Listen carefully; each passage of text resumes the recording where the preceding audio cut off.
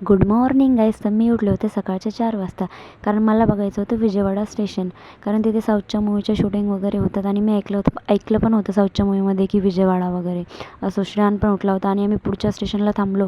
तर तिथे ब्रश वगैरे करून घेतलं. मग परत गाडीमध्ये आल्याच्यानंतर मस्त व्ह्यू असा छान होता. ते व्ह्यू एन्जॉय करत करत आम्ही नाश्ता वगैरे करून घेतला. नाश्ता वगैरे झाल्याच्यानंतर मग मी गेले थोडंसं गेट दरवाजापाशी. तिथे जाऊन मग थांबले तर का खूप छान थंड वारा येत होता आणि मग मस्त असा व्ह्यू पण होता. तुम्ही पण बघा गाईस, किती भारी वाटत होतं. आणि फायनली आम्ही तिरुपतीला पोहोचलो होतो.